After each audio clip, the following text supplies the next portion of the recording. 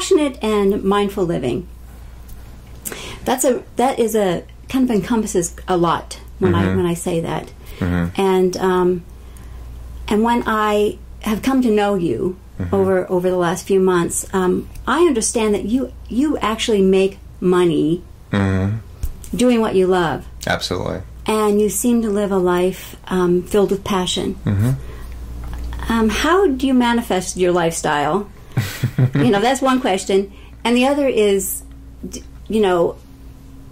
you struggle? Were there struggles along the way? Absolutely. Okay, can you talk about that?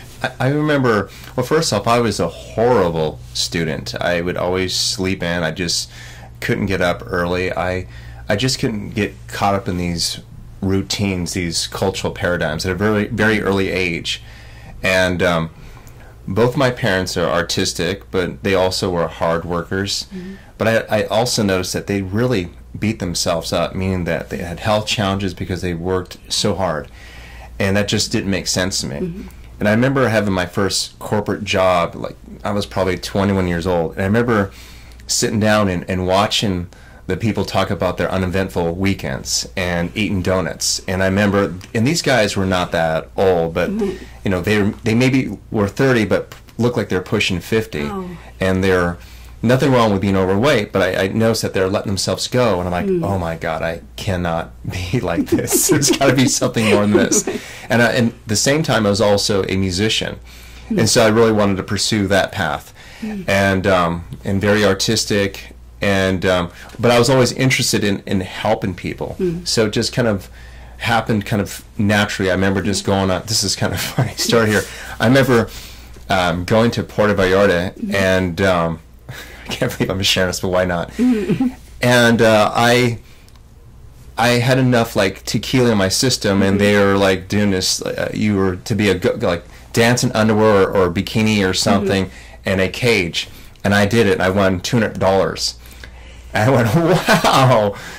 I could be a dancer. I can make money doing it. So I actually left this corporate job to become a dancer, well, stripper, and.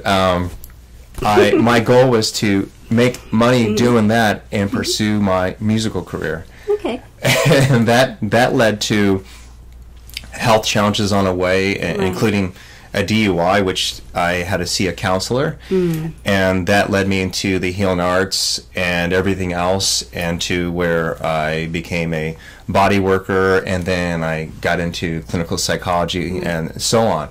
But it was all these life challenges that got me to this place. But at the same time, I always wanted to do music. I always wanted to help people. And by just kind of opening myself up to the possibilities, it just kind of unfolded naturally. And yes, I did struggle. I mean, like most people who are self-employed, it takes a lot of work. People think, oh, I'm going to work for myself. But that means you have to wake up for yourself. That means that when you're sick, possibly no one is filling in for you. Right.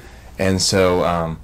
it's about just kind of sticking with that dream and following through with it. But most importantly, it's just make sure that you're having fun doing it. Right. And that's kind of how it happened. That's like the short story. There's so much more to that, and there's a lot more drama. But right. Well, living isn't a magical thing. When you're manifesting something, there are struggles. And absolutely. Through those struggles, we learn. And we grow from them, and it depends on the choices that we make, right? Yeah. With those struggles. Yeah, and it's even when I actually bought a recording studio and I was in the music business, that's when I started reading all these self-help books. I remember becoming constipated and having health issues and getting colonics, just like a lot of people who have health challenges, and start meeting other alternative therapists. Right. And then I realized I really like this stuff. And it wasn't that I didn't like doing music, but I mean, music it wasn't necessarily completely fulfilling me, because I felt as though I wasn't helping people one-on-one. Right. And so that led to me going back to school, get my doctorate in clinical psychology and so on. But I play in an 80s band, wear a wig, and who knows, I'd be doing this again, performing wearing a wig. Wearing a wig. Absolutely. Is it a black wig or? I have a lot of different wigs. Absolutely. Oh, I love it. So it depends on your mood. So it's a great outlet, because I do work with people who definitely have some challenges, and they take me on these journeys to these dark caves. So the music is just a complete dichotomy to that. Oh, I love that. and both I do make money doing both. I have fun doing both, and with both I get to connect to people, see people for the most part smile, and for clients I see transformation take place, and with the audience I see them smile and have a good time.